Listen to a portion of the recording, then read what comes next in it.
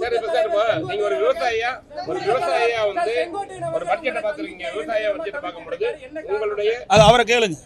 காரணம் அவரை கேட்டதானே தெரியும். என்னை கேட்டால் எப்படி தெரியும்? அவரை போய் கேளுங்க சார். நீ அவரை கேளுங்க. ஏன் தவிச்சுன்னு அவளை கேளுங்க. இதெல்லாம் இங்கே கேட்குற கேள்வி இல்லை. தனிப்பட்ட முறையில் இருக்கிற பிரச்சனை இங்கே பேசாதீங்க. எங்களுக்கு வந்து நிறைய பேர் வரல, ஏன் வழின்னு கேட்கலாமா? அதை கேட்க மாட்டேங்கிறீங்களே. ஒரே நிமிஷம். இங்கே எத்தனை பேர் வந்திருக்கிறோம்? மொத்தம் 62 பேர். அவரோட வேலை இருக்கும். இங்கே வந்து சுதந்திரமாக செயல்படுகின்ற கட்சி திமுக மாதிரி அடிமை ஆட்கள் இங்கே கிடையாது. நல்லா புரிஞ்சுங்க. எங்கேயுமே நான் ஒரு திருமணத்துக்கு போகிறேன், பத்திரிக்கையில் போடுறீங்க, இவர் கலந்துக்கலாம், அவர்கள். நான் என்றைக்குமே யாரையும் எதிர்பார்ப்பது கிடையாது. நான் ஒரு சாதாரண தொண்டர். புரிஞ்சுக்கிங்க. தலைவன் கிடையாது. திமுக மாதிரி வாரிசு அரசியல் இங்கே கிடையாது. குடும்ப கட்சி கிடையாது. புரியுதுங்களா? சர்வாதிகார ஆட்சி கிடையாது. சுதந்திரமாக அனைவரும் செயல்படலாம்.